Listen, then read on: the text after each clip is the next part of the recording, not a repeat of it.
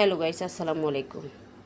দেখুন, যারা original certificate আছে তারা অনেকেই চাকরি পায়নি, আর যারা জাল সার্টিফিকেট তারাই চাকরি পাইছে। তাহলে এই দেশের মেধাদের মূল্যায়ন করাই হয়নি।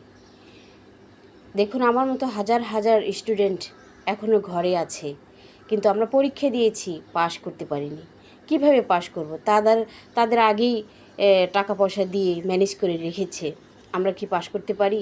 অথচ আমাদের original certificate, metric, inter, degree, masters complete করেছি, সেই সার্টিফিকেটগুলোর বয়সই পার হয়ে গেল, কিন্তু চাকরি আর পেলাম না। দেখুন সরকার কি বলে।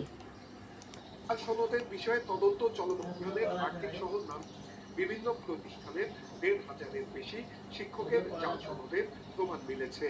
এদের বেশিরভাগের বিপিএড, বিএড, গ্রন্থাগার ও অন্যান্য শিক্ষাগত যোগ্যতার সনদ জাল হিসেবে চিহ্নিত হয়েছে। চূড়ান্তকরণের প্রক্রিয়ায় এই জাল সনদ যাচাই করা হয়েছে। যাচাই করার প্রেক্ষিতে এই যে বিপুল সংখ্যক জাল সনদ ধরা পড়েছে। পরিদর্শন ও নিরীক্ষা অধিদপ্তর বলছে, এসব শিক্ষক গড়ে ২০ থেকে ২৫ বছর ধরে চাকরি করছেন। এদের বেতন বাবদ দেয়া হয়েছে ৩৭৫ কোটি টাকা, যা এসব।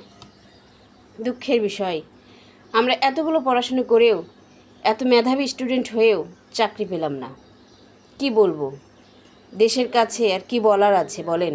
আপনারাই বিচার করেন।